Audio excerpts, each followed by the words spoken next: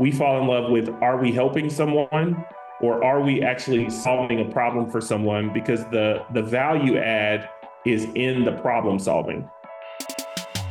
Welcome to Multifamily Insights. I'm your host, John Casman, and I want to thank you for joining us for another great episode. If you're enjoying the show, getting some great value, let us hear about it. Leave us that honest feedback, rating, and review.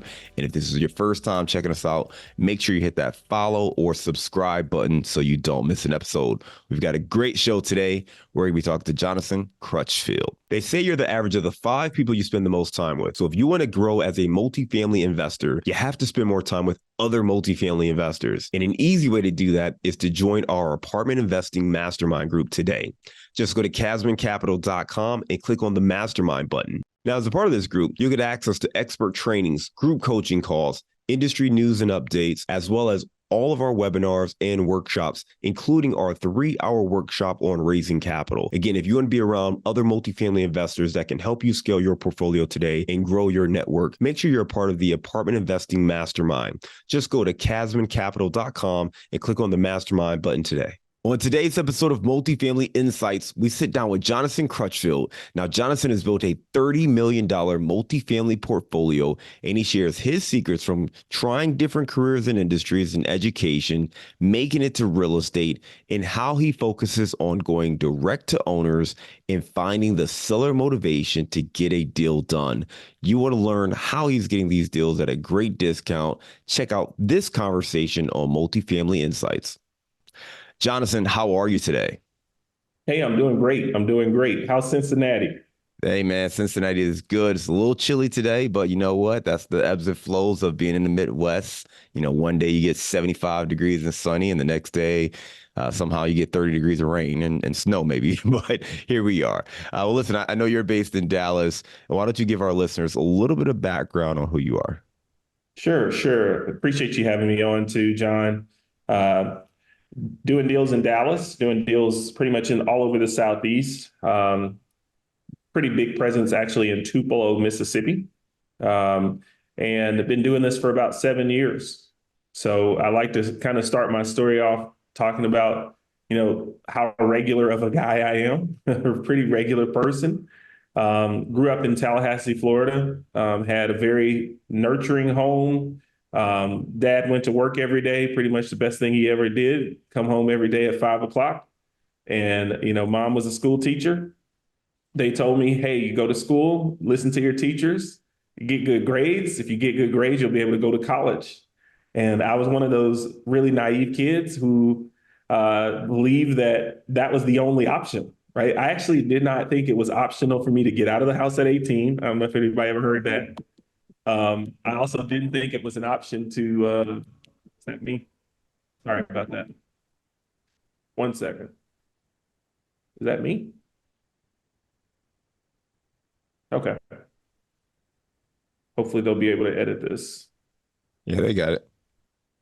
All right, John, sorry about that. Let me close everything out. I hit do not disturb.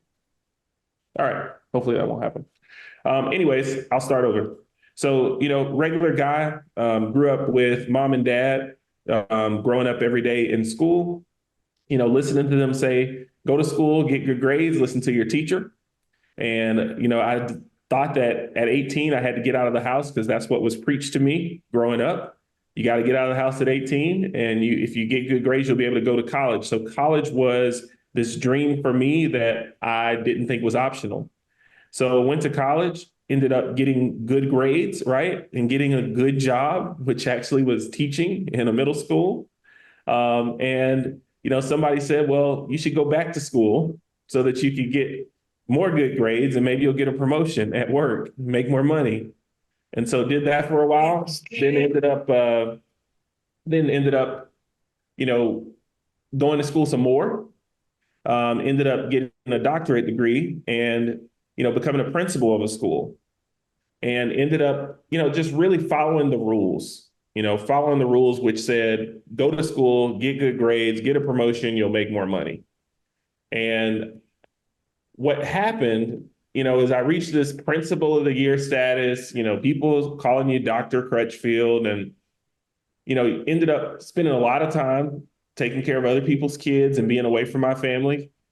and realized that at the end of the month, I still didn't have enough money to provide the life I wanted to provide for my family. But also just looking at the retirement and the trajectory of how long I was going to have to work, it just didn't make sense to keep going down that path. So ended up, taking a job as a professor at Ole Miss in Oxford, Mississippi. Kind of the pinnacle of my career, right? Like now I'm training other principals on how to be good leaders. And what that job did, it took a massive pay cut, by the way. Most people don't know professors make way less than school administrators, but took a massive pay cut. But what it did is gave me time to be able to look into other things and look into other income streams, other career paths. And so during the day, I would, look into real estate, start building my real estate business. And at night, I was teaching teachers on how to, get their upgraded licensure, right? Um, and so, you know, ended up doing my first deal somewhere around 2015. Realized that BRRRR was actually a thing and that you could cash out refi out of properties after you had improved their value. Money's very cheap during this time, pretty easy to get banks to say yes, and realized that I could do it over and over and over again. Started out with single families, then started doing small multifamilies, graduated to doing larger multifamilies. And now that's what our business looks like today. We own commercial, we own, residential. We pretty much look for distressed assets that we can add value to, renovate them, and then refi. And that's the model that I still use today. I love it. I love it. So listen, let me play that back, right? So you've got your background in education, starting really from the household, right? Dad worked 9 to 5, came home every day.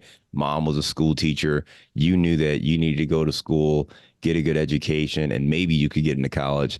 Did that, got into college, ended up becoming a teacher yourself.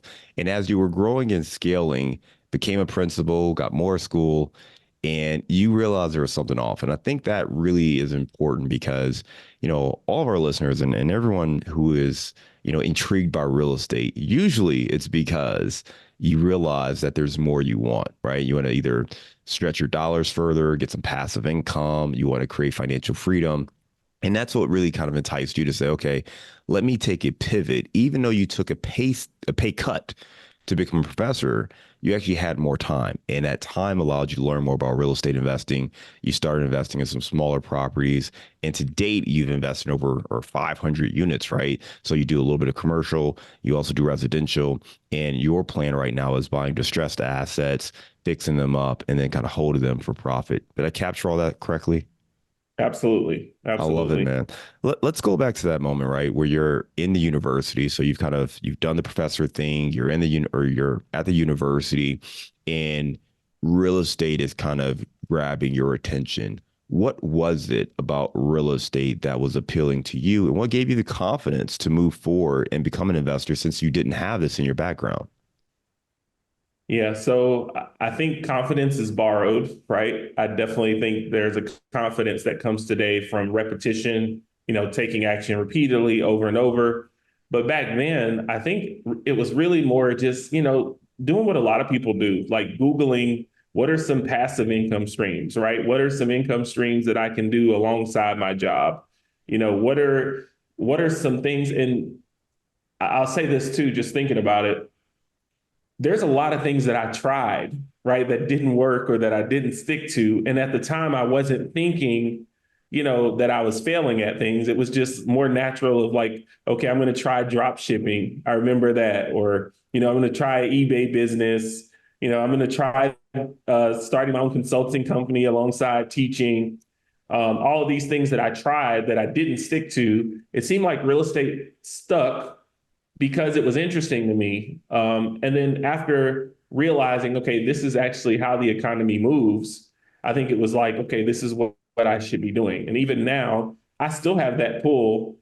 I went to school a long time. There's a lot of programming, a lot of indoctrination. People who know me as a administrator, a teacher, they still, hey, Dr. Crutchfield, tell me about this. What do you think about this in education? So I still have that pull back to W-2 and back to that career. It's just I know that the economy, my family improvement, wealth building, the legacy that I want to create is in real estate. And I think that's that turning point back then is when you realize, okay, this is the thing that I can actually be consistent at and stick to, then that's the thing. Man, I love that because, sometimes I meet newer investors or folks who want to be investors and they're trying to figure out how to get started. And it's that pullback is a challenge for them, right? Because they've got their W-2 job, they have their career, they have the thing they've been invested in up to this point. And then there's this new version of themselves that they want to create, right? They want to be a real estate investor. And it's not necessarily real estate. It's what you said. They want passive income, right? They want money coming in beyond their job and maybe the flexibility to walk away from their job in the future. And there are a lot of different options. You talked about drop shipping and eBay businesses, and I know there's Amazon. There's a lot of different businesses that someone can kind of launch and get into. You mentioned that real estate kind of stuck, whereas these other business ventures didn't. As you reflect back, was there something different that you did that allowed real estate to stick, or was there something just inherently different about real estate versus these other business ventures? Well, now that you ask it that way, I think that of all the ventures, real estate stuck because I found people that were actually doing it and successful at it. And so I had an elder at my church who really sat down with me and showed me his portfolio at the time and showed me how he was using it for retirement. And so we were able to start having conversations about his real estate deals. I was able to kind of meet his banker, right? That was instrumental. Um, he was able to check on me every week, like, what are you working on this week? And, that mentorship, that relationship, and not just him, but several other people that I was able to connect with locally in masterminds and meetups, kind of real estate groups locally that made it sustainable. I never did find anybody that was actually successful at the eBay or the drop shipping, like in real time that I could like be friends with.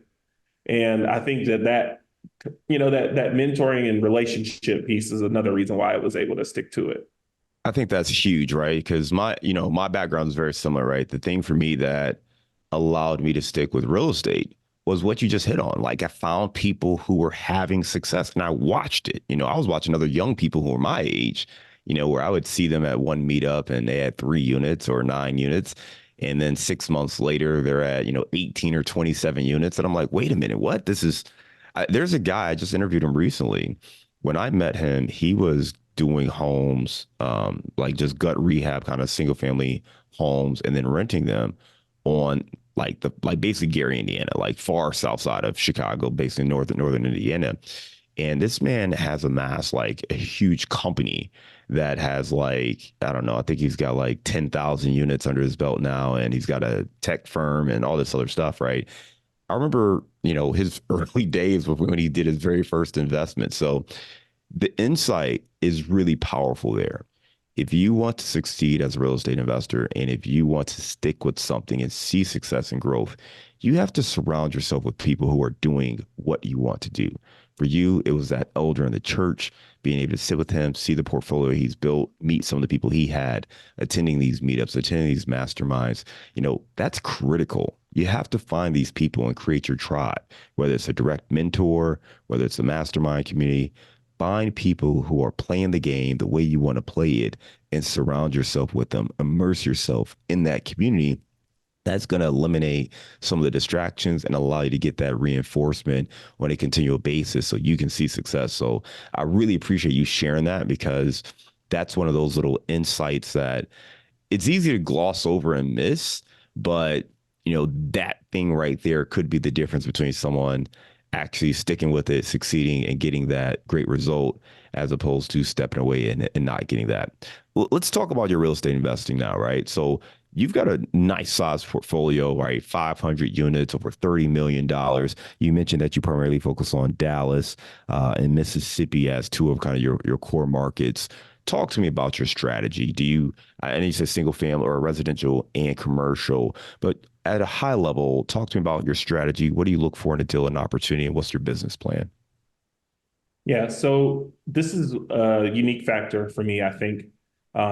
Very, very clear on what my buy box is and what my criteria are. we really look for seller motivation. So a key part of any deal for us is, are we actually dealing with a motivated seller? Are we dealing with a distressed deal? It can be the deal itself that's distressed, the property, or it can be the owner that's distressed. But we look for a problem that we can solve. And I know I don't get excited about an opportunity if there isn't a story that involves distress, right? And I think that's unique because a lot of people fall in love with where the property is or how it looks. We fall in love with, are we helping someone or are we actually solving a problem for someone? Because the value add is in the problem solving. So we look for value add deals as well. And it doesn't need to be, speculation or speculative value add. We look for, there's a problem, so we know we can add value, right? Not, we think we can drive the rents up, 20, 30% higher. And it's already been driven up that much over the last 2, 3 years. Really like multifamily, if we can do something 50 units or more, we really like those. But we'll still do single family and small multifamily deals if the situation makes sense. Usually with the smaller multifamily deals, the goal is to flip them.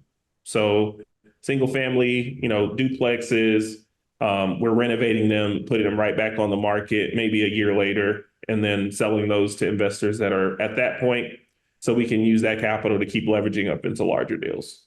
Makes a lot of sense. I love your focus on solving a problem, right? You're looking for deals where there's a challenge in place. There's a motivated seller, because that's where you're going to create the best opportunities. And the thing with a motivated seller is price is certainly a part of that motivation, but usually there's something else that has to get fixed. And that gives you the chance to be creative. Can you give us an example of some of the deals, particularly the multifamily deals, where you have a motivated seller or you have a specific problem that you're looking to solve? Yeah, so one of my favorite properties in my portfolio right now is a 66 unit apartment complex. Driving for dollars to find it, right? So you're looking at distressed properties on the map, or you're looking at distressed properties just driving by. You see that the condition of the property is kind of low. The roofs need to be replaced. The siding is damaged. You call the owner, and in this case, I called the owner, and she said, well, what you saw isn't actually the whole property, so come meet me, right? You find out that she's sick and her husband, who's helping her run the property, is, owned the property for 30 years, but they're just tired. And they don't want to deal with, out of town buyers or out of state buyers who may, start due diligence and back out, or, involve brokers. And they just want to deal with somebody that's local. They want to deal with somebody that's, that they can put their hands on and touch. And so that deal really started a relationship, not just, a transaction. And I think that is, again, a unique factor of what we look for in buying criteria is, can we solve a problem? So, in this case, they're tired. They want somebody to actually make the transaction easy. And that was the problem on that apartment deal. Man, I love that example because, we hear often that, hey, a lot of the direct to owner strategies, yeah, they work in residential, right? Because it's a little easier to uncover that motivation or what the issue is. With multifamily, sometimes it's a little harder. And it doesn't sound like this couple was at a risk of losing the property. You just realize that, hey, there's some deferred maintenance, there's some things that make it look like the property isn't being kept as well as possible. And you reached out to them, had a conversation, uncovered the true problem, and were able to work it out and bring something together. You were able to work it out and bring something together there. Can we dig into that just a little bit more? Because I think that this is like a great case study for those people who want to learn how to approach owners. You said something that really stood out to me. You said, one, you reached out and called her, which, I'd love to learn how you track down this person's information. And then the second thing is, you said they didn't want to work with an out-of-state investor who might get under contract, start due diligence, and then back out. They didn't want to work with brokers. Can you elaborate a little bit more about that concern? Yeah. So, I mean, I've dealt with multiple owners like this, right? They have this idea that, okay, if I work with a broker, I'm going to pay them a whole lot of money for doing nothing but listening on the internet, right? That's their thought. They don't see the value in somebody actually marketing the property and taking the time to help them find, the best possible buyer. I understand that now, right? But some sellers don't understand that. Um, you also have the issue of folks wanting to deal with somebody who's serious, right? And I've been on both sides now where I've been a buyer and a seller. And there are a ton of people that are shopping and that are interested in looking at properties and not really clear on what their criteria are that will waste a lot of time. And so as a seller, you see value in dealing with someone that is actually going to close or actually committed to doing what they say versus someone who's just shopping and not sure about what they actually want. And I meet sellers all the time like this. I've been a seller that's also looking for this.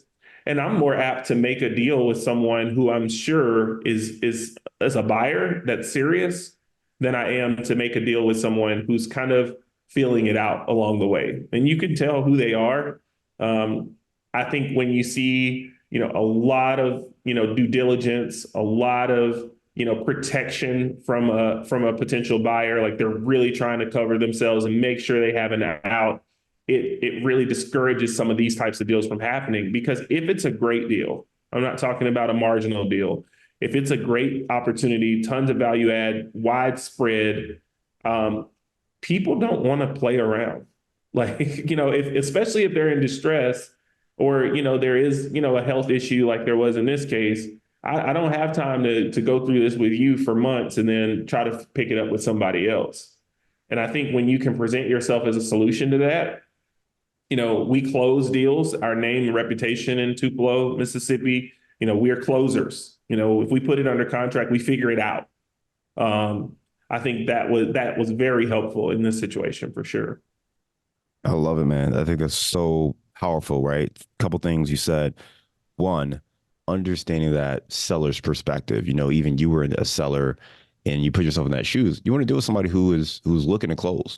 They are clear on what they're looking for. They understand the issues, the challenges, and they're committed to that process. You want that. You don't want to go 3 months down the road and then realize that this person has put in all these different protections just because they're looking for a reason to back out. So if you want to be a buyer, you want to be a closer, especially if you're going off market or direct to the owners, you got to position it that way. Particularly if you've got a great deal. If this is a really good deal, the numbers look good, you've got a motivated seller, don't play around. Make sure that you remove those obstacles and those barriers to closing. Try to keep the process simple. The other thing you talked about was recognizing that, ultimately we're doing business with people. And when you've got another person that in, they're kind of trusting that you're going to move forward with this transaction. And sometimes you get brokers or out-of-state owners involved or out-of-state investors involved. It's a little harder to kind of understand, people's true motivations and their drivers. So that's why when you go direct to an owner, you can build that rapport and kind of work this deal in a way that is mutually beneficial. We talked about that 66 unit deal and some of the challenges and how you're able to put it together. What was your business plan once you kind of got it under contract and kind of took over ownership? Yeah, so our goal is pretty simple. We always want to improve the property. That might mean remodeling units. That might mean improving the amenities of the property, the exteriors of the property. Of course, we want to drive rents to market rents and market rates. And then we also want to make sure that there's good customer service and ongoing support for the tenants going forward. So, you're pretty standard, we're coming in and doing exterior renovation, interior renovations, increasing market rents, and then making sure that there's good customer service and a good property quality overall. I love it. I love it. And are you vertically integrated managing these properties yourselves, or do you have a third-party management team that you work with? Yeah, so in Tupelo, we are the property management company. In Dallas, we do work with other property management companies to service properties that we have in other markets. We use other third-party management companies. Makes sense. Makes sense. Appreciate that. And then I was asking before, I wanted to make sure I went back to that. That 66 unit, you mentioned that you were driving for dollars, right? So you're driving around the area, just looking at different apartments, and this one kind of caught your eye. You mentioned that you called that owner. How did you come across that owner's contact information? Yeah, so this is still a really steady part of my business. I mean, off-market acquisitions has made me a ton of money. We skip trace for owners. I mean, most people, there's a lot of public information available now. I think the simplest way for somebody getting started, is either to use an app like Deal Machine, which I'm not advertising, but in this case, I mean, I use an app called Land Glide, which actually lets you see who the owner of the property is, if the tax records are accurate. You can then see, okay, if this person owns it, you can skip trace for the phone number in other apps like White Pages or People Finder or, batch leads if you're using a more, CRM type system. But it helps you look for the phone number of whoever that owner is, and then you call them. And we kind of do this at mass scale. But if I was getting started, I would just have an app called Landglide on my phone. And when I'm in front of the property, I, locate where I am, and you'll see clearly there on the map who the owner is. And then you can look for that owner on a simple Google search or people search. It does take a little bit of research. It's not always easy to find the person. In this case, if I remember correctly, I called that number 3 or 4 times before she actually called me back. So it's also the follow-up piece, right? The first voicemail doesn't always get the response. They see you're serious when you keep calling multiple times. So, you get the call back. And that day she was like, hey, can you come meet me at the property today? So it was a really, unique situation because I went to the property that day and a contract was signed that day. That doesn't always happen, and that's not how it usually happens. But that day, that's how that one happened. I love it, man. I appreciate the giving us the steps there because I think that's the hard part for a lot of people is just understanding like how to do it. And to your point, you've got to first of all have a mechanism in place to skip trace, which is just essentially looking backwards. Once you have the address, you got to figure out who that owner is and get their contact information. So skip tracing is a process where you can do that. Once you have that, you got to reach out. You mentioned that it was 3 or 4 phone calls before this person actually called you back. And then once they called you back, they were ready to talk. They were like, can you meet me today? You met that person and actually ended up getting the property under contract at that time. It's really great information right there. I want to talk about, how you're building your business now, right? So you've got these properties here. What's next for you? Where are you looking to take this thing in the future? Yeah. So, my ultimate goal is to have the rental business or the property business be more like an investment company than an active business. And as you know, we spent the last 5, 6 years in this run up of real estate, easy to get money, easy to get deals done. But the last year and a half, last 18 months have been different, right? Markets changed. There's been some corrections, interest rate high environment. And it's caused me to do a lot of thinking about the direction of the future and where we're going. So, we look right now for more active streams of income, especially if they're vertically integrated with our real estate company. We've started a service-based business that, uses the same maintenance guys that we have to use to maintain properties, to actually remodel and make repairs for other people on their properties. Um, and then also look for, businesses that have synergy, property management companies, things that, we're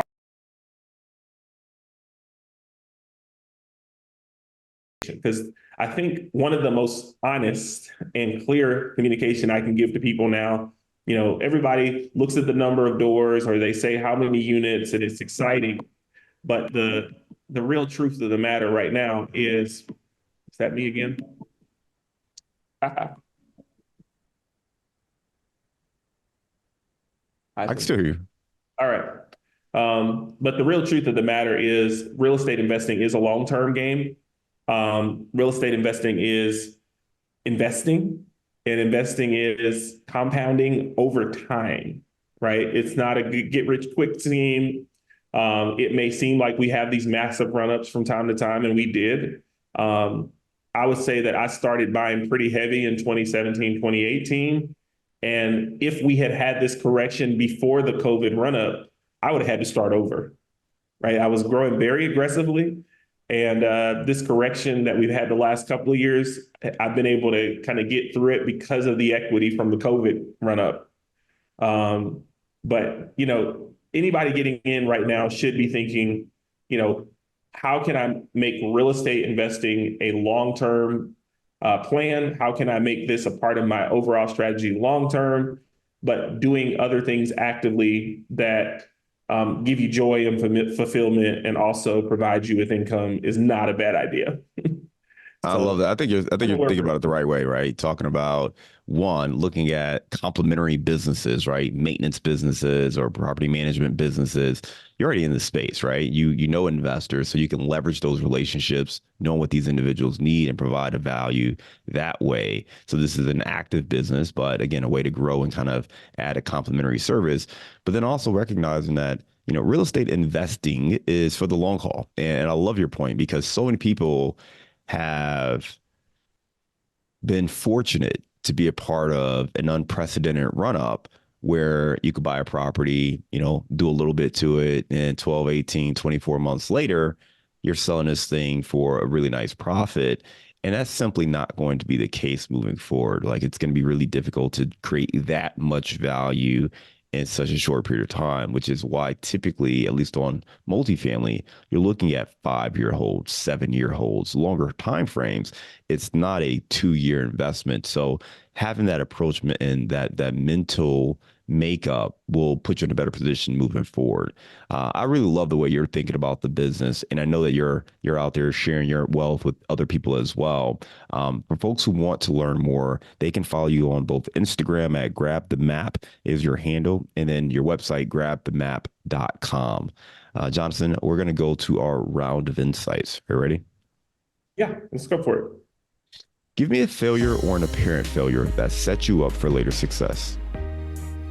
Yeah, so I was kind of just mentioning it. I would say I've had some deals that we got into right as interest rates were starting to rise. Those deals were harder to refi out of because rates were higher. The numbers just didn't pan out the same. Banks got funny. So it caused me to have to sell off some of the other assets to keep things afloat. And mentally, I had been this guy building up units. So it was like, okay, we're growing. We got more doors. We got more units. And the idea of selling it was a pride issue. But today, we own more property free and clear of notes than we ever have. And I learned how to sell, which was a skill I did not have as, all I was doing was buying and holding. So learning a skill, definitely a huge benefit of, an apparent failure, having to sell. But also I think what comes out of it is this idea like that there are going to be cycles to this. There's going to be great times and there's going to be down times, and you got to be able to weather them both. Give me a digital or mobile resource you recommend for your business. Yeah, so, we've mentioned a couple of digital resources. You can use Landglide, you can use White Pages. I think my favorite one right now is Google Voice. Like, quite frankly, a lot of people are looking for opportunity. But when you ask them how many people have they talked to in the last, day or two about what they're looking for, the number is always very low. If you just pick up the phone and talk to people, you can create so much opportunity in your life. And I'm not talking about, checking on what happened on the game last night or, what's going on with family members. I'm talking about talking to people who own property, own assets, and talking to them about what you're looking to do. It just seems like every time I do that, opportunity starts springing forward. And Google Voice is a great app to be able to make phone calls and, have a business number that's separate from your actual phone number. Love it. All right, give me the book you've recommended or gifted the most in the last year. Atomic Habits. It's changing my life in a lot of different areas. How do you make things easier to do that you want to do and make things harder to do that you don't want to do? Atomic Habits, great book. What's a daily habit that helps you stay focused on your goals? I would say, I get up every day and I journal about what happened the day before and what I'm looking to accomplish for that day. Quick note in my little binder most of the time, but that journaling is a good help. All right, give me your number one insight for buying off-market properties. Talk to people. Talk to people who own property. Make the calls. Send the text messages. I really don't think that can be underestimated. Ask yourself every single day, how many people did I talk to yesterday? And when that number starts to increase, and I'm talking about people who own property, how many people did I talk to? Not I text them or I try to call them and they didn't answer. That doesn't count. How many people who own property that you actually talk to? And when you increase that number, you're going to see more deal flow. I love it, man. Great insight right there. All right, we talked about being based in Dallas, great food town. Give me your favorite place to grab a bite to eat. Oh, if you're in Dallas, I'm in the suburbs. So if you're in Dallas, I like Fish City Grill. There's some Mexican Thai food places here too. So I'll go with Fish City Grill if you like seafood. You got that Louisiana flair in Dallas. There you go. Love it. Well, listen, you gave us some great feedback and great insights. Your background, kind of growing up with the education household, you being an educator yourself, kind of realized you needed something more. And I think that's something a lot of people go through, is just looking at where they're at in life, maybe missing out on moments at home with the family and just realizing you want to take more control. You did that, looked into real estate after going through a couple different business ventures, but real estate was the thing that stuck with you. From there, you started to invest, scaled the portfolio. Now you have, over $30 million worth of properties, have invested in over 500 units, and given us some great insights on what it takes to reach out directly to owners, build those relationships, and to get those off-market deals, really understanding seller motivation. So appreciate that feedback and those insights you shared with us today. Again, for folks who want to learn more about you, follow up and get connected, they can check you out on Instagram at grabthemap is your handle. And then they can also go to your website, grabthemap.com. Johnoson, I want to thank you again for being a great guest coming on Multifamily Insights today. We look forward to staying in touch with you and hope you have a good one. Take care.